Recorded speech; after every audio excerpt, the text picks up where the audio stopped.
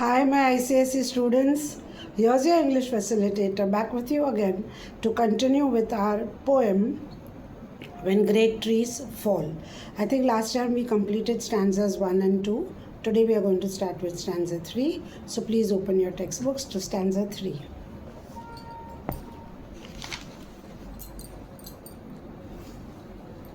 I have finished reading the entire poem with you. So we are now on the explanation, I think. So just a minute.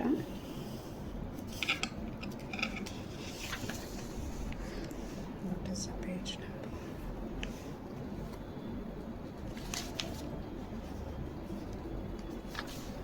Yes, we have completed up to stanza 2, and I had explained to you that stanza 3 we see a paradigm shift.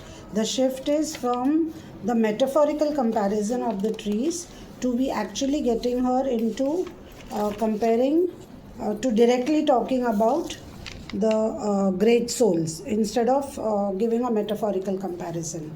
Okay, so we begin with that. When great souls die, the air around us becomes light and sterile. Light, rare, sterile. Now, what is the meaning of this? See, if you see here Maya Angelou, she has used air. The element of air from nature's elements, she has picked up on air. Okay, and she is saying that when great people, when great souls die, the air around us becomes light. Means it's almost like a vacuum, because there's a vacuum created because of the death of a great soul with whom we were directly or indirectly connected. So when that such a person dies, then the air, it's as if that place becomes a vacuum, and therefore Maya Angelou, she has used air from the elements of nature. Okay, so she says that the air becomes light, rare is scarce, and sterile is barren and lifeless. Okay, we breathe briefly, our eyes briefly see with a hurtful clarity. Now here she is talking about everything being very short. So like we are so upset, we are so sad that we breathe briefly, short breaths. That way we go, okay, with a hurtful clarity, and as if the clarity with which we see things, that the things how they are going to change because this great soul has left us. So with a hurtful clarity we are able to see clearly, but that clarity is hurtful.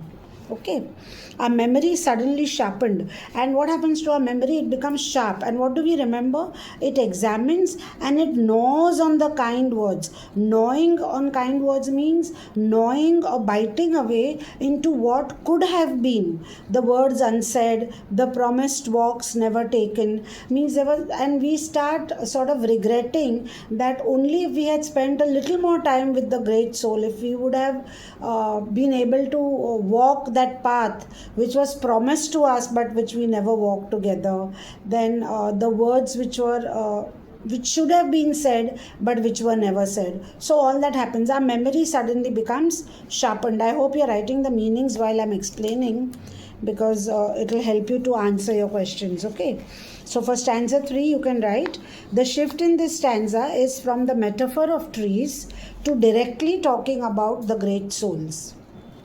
The shift in this stanza is from the metaphor of trees to directly talking about the great souls. Okay, this I'm not dictating, I'm just giving you points.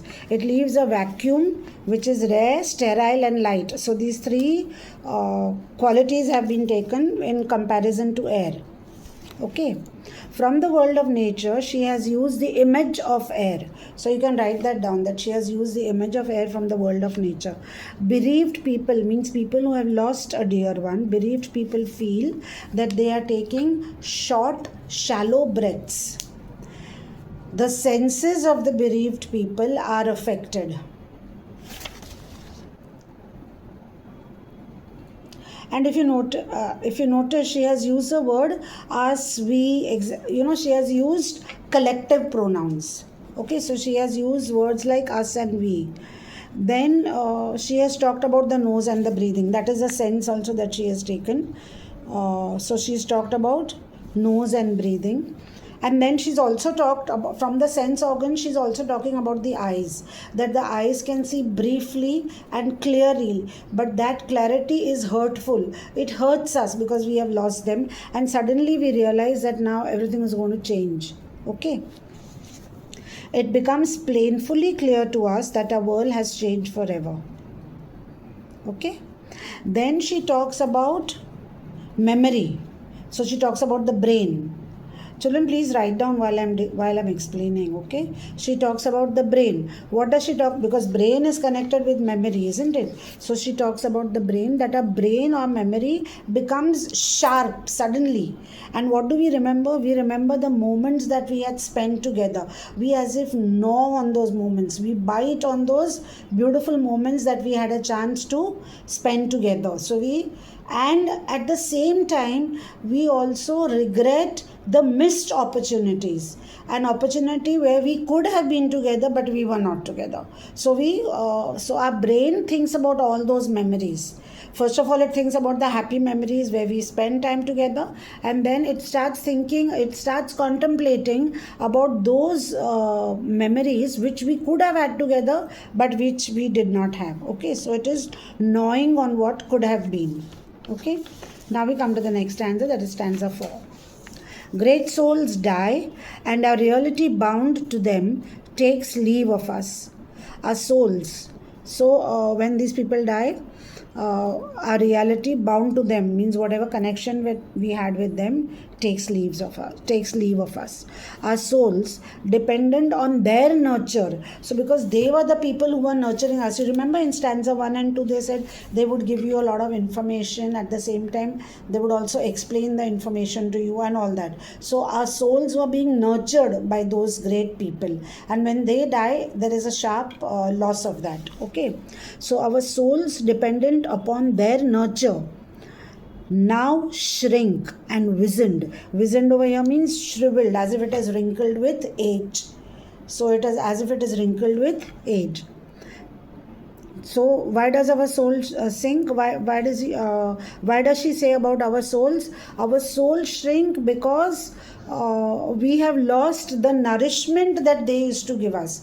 They used to nourish us with a lot of information, with a lot of knowledge, and that nourishment is lost when great trees fall, when they have passed away. Okay, our minds formed and informed by their radiance. This is what I was telling you. Our minds are formed and informed, means they used to inform us about a lot of things, about how things should be and how things should not be, what we should do, what we should not do. All this they used to advise us. So not only were our minds informed, but they were also formed, means our minds, our thoughts, everything took shape according to the information that they were sharing with us. Okay, so mind formed and informed, right? They not only informed the people but also shaped the way people thought. That is, they formed. You can put formed in inverted commas. They not only informed the people but also formed, that is, shaped the way people thought. By their radiance fall away. We are not so much maddened. Maddened is made angry or crazy. We are not so much angry as reduced to the unutterable ignorance of dark, cold caves. So the feeling of despair is so great that she's writing about dark, cold caves, because we are really lost. So we are not able to put into words the loss that we experience because they are no longer with us. Okay. So that is the fourth paragraph. If you want, you can write down. Reality is affected, put reality in inverted commas. So reality is affected by their death. Great people support and nourish. Great people support and nourish the people around them. Great people support and nourish the people around them. And we are robbed of their nourishment. We are robbed of their nourishment, and therefore our souls shrink. And therefore our souls shrink, and our minds, which were formed and informed, inverted commas, formed and informed by their radiance, fall away. Means they become their vision goes away. Because they had a great vision. Okay, so now we come to the next stanza, stanza 5.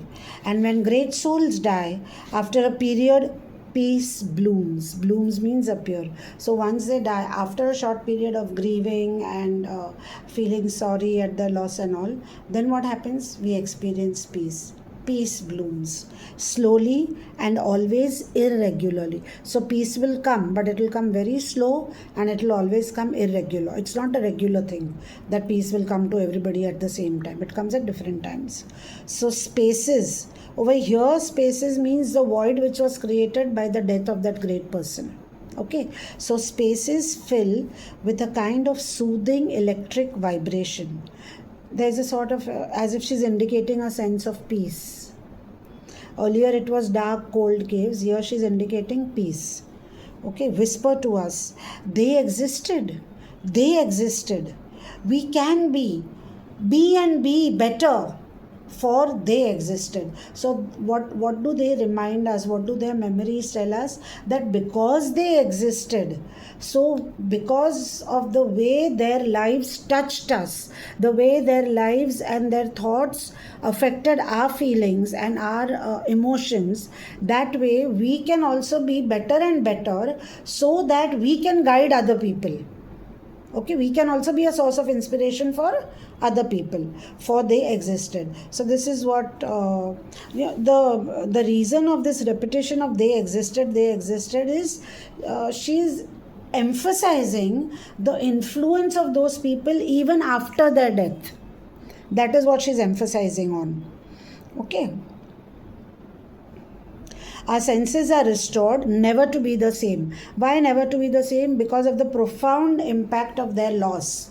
The impact of their loss is so profound on us that our lives will never be what it used to be when they were present. Okay, that is what she means.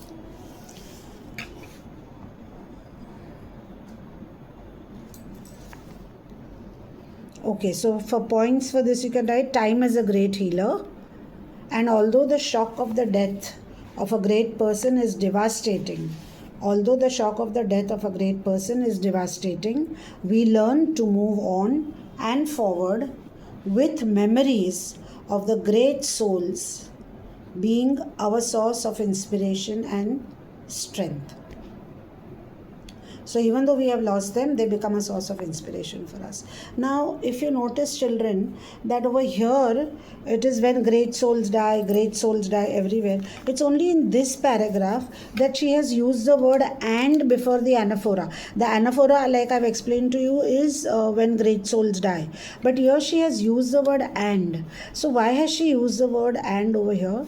Because it shows that she is winding up her poem. So now she's coming towards the end of the poem. So just to show that she's winding up her poem, she has used the word and. Okay. Like they existed, I told you she's emphasizing the influence even after death. So they will continue to inspire and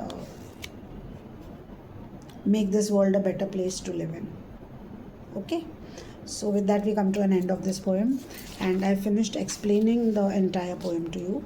And I think in my earlier module I have given you the summary, the setting and the title justification. So today I'm going to give you the style.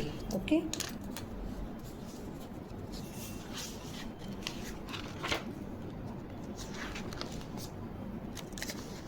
I have given you the title and its justification. Yes, I've given you the title justification. We'll talk about the style.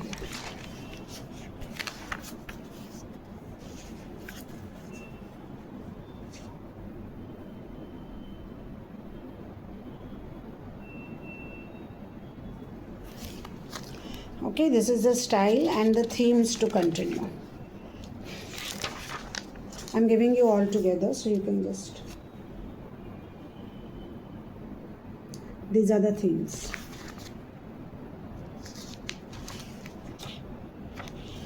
Let's read it.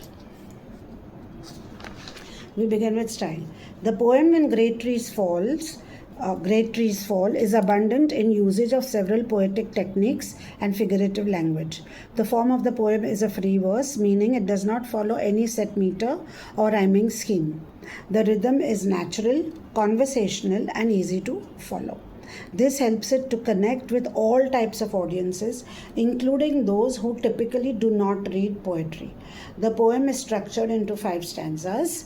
The stanzas are divided into uneven lines, sets of lines, consisting of a minimum 5 and maximum 14.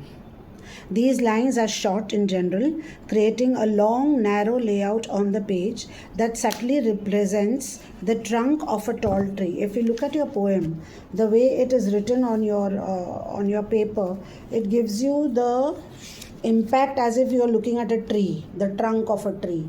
It's like, you know how the trunk goes. So it's like that. It gives you the impact of a tree trunk. That is the way the poem is written. Okay. The tone of the poem is a meditation on the death of a loved one. So when a loved one dies, that is what happens. The speaker uses the metaphor to express the feeling of loss and emptiness. It also suggests that the speaker believes that the person she has lost will continue to influence her life even though not physically present. Okay.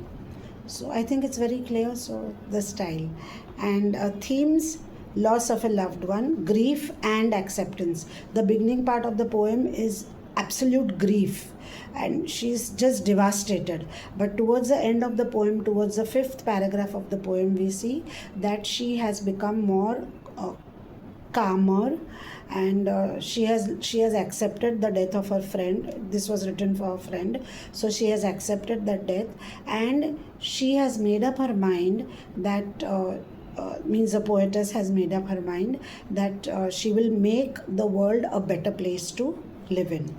Okay, so Maya Angelou wrote the poem in response to the death of her friend, the renowned poet, playwright, and civil rights activist James Baldwin. The speaker has metaphorically used the fall of great trees to indirectly compare the loss of great souls, the impact of which is felt far and wide.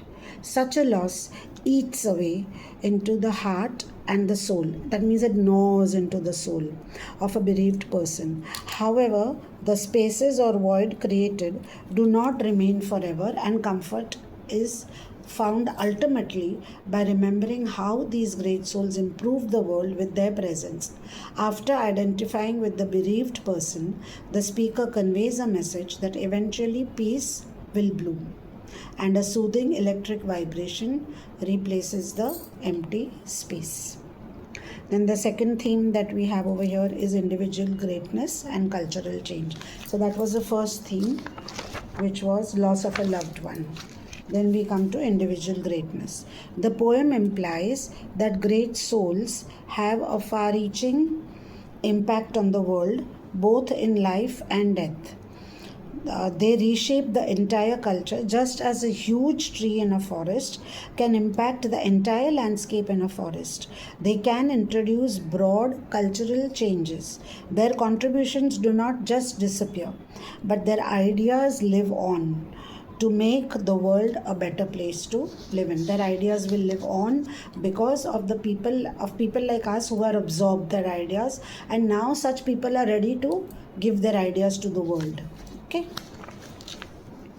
Now we come to the critical appreciation of this poem. This poem is very well critically appreciated. I want you to take a picture because or write it down, whatever.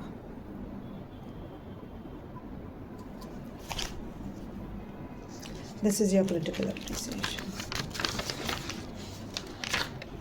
Okay. So let's read the critical appreciation.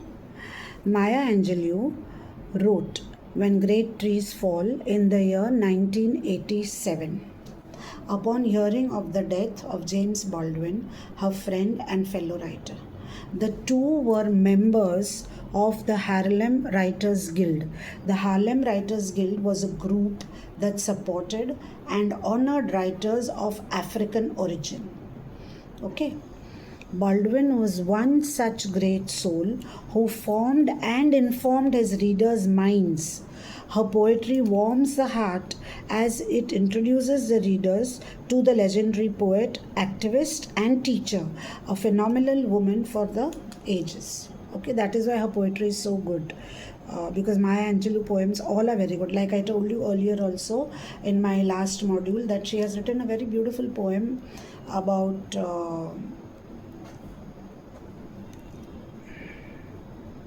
I Know Why the Caged Bird Sings. That's also a beautiful poem. Please do read it just for the sake of reading. Okay. Now, Maya Angelou and her contemporaries, like James Baldwin, used their art to reflect, represent, and advocate the rights of the African people. That is what she used her. Their art for, to reflect, like we have even Rabindranath Tagore, Sarojini Naidu, these are Indian poets. Okay, so when they were writing, they also use their art and their knowledge to introduce the people, or sort of to stir the people into the feelings of patriotism. So similarly, she was working for the rights of the African women. Okay, so her poems and even James Baldwin, they were activists, so their poems reflected this. Okay, so where was I? Maya Angelou and her contemporaries, like James Baldwin, use their art to represent, reflect, and advocate the rights of the African people, and to protest against the prejudices based on color of skin and race. These are the two things for which they literally fought, and especially moreover because she was a woman, so she faced even more prejudice because she was a woman. And then apart from that, because of the color of her skin, and then also because of the race that she belonged to. So they really were activists for these things. Okay, her memoirs had a profound impact on the American society. Now, in recognition of her work, Barack Obama, the then president of USA, that time when she was there, Barack Obama was the then president. He was a president at that time. The then president, Barack Obama, the then president of USA, awarded her the Presidential Medal of Freedom. So this medal was given to her in 2010. Okay, and it's very important because the president of that time recognized her contribution for the African American. Okay, so she got the Presidential Medal of Freedom in 2010. Okay, now this point has been added by me, so you can critical appreciation, like I told you, you can always add what you think is right. Okay, so her poem also echoes a basic important attribute of the Sanatan Dharma, that souls are immortal. In the Sanatan Dharma, we believe that souls are immortal and souls never die. So that is what she is saying over here, that their souls will continue to live, they will continue to guide us, and they will continue to be with us with in their thoughts, in their inspiration, and they'll continue to motivate us. So the immortality of the soul, that topic has been reflected in this poem according to me. This is my critical view of it. So her poem also echoes a basic important attribute of the Sanatan Dharma, that souls are immortal. They continue to live and guide those who are attuned to it. Great souls continue to influence us even after they leave their physical bodies. Okay, so with that we come to an end of this poem, When Great Trees Fall by Maya Angelou, and I hope you all do well for your exams. And here's your English facilitator, Himangi. I was just checking if I have to still give you something, but I've covered up the topic in great detail. And please do very well, and like I've always been telling you, please practice writing. I keep telling you all again and again, because when something is repeated again and again, sometimes at some minute it might just get into your head. Even if you don't have time, children, please practice writing. Writing is very important. So here's Himangi wishing you all goodbye and all the best for your ICSE exams of the 2027, and of course all the best even for your prelims, which are equally important. Prelims will test how much you actually know. So do work hard for your prelims also. Don't take them lightly. Bye everyone.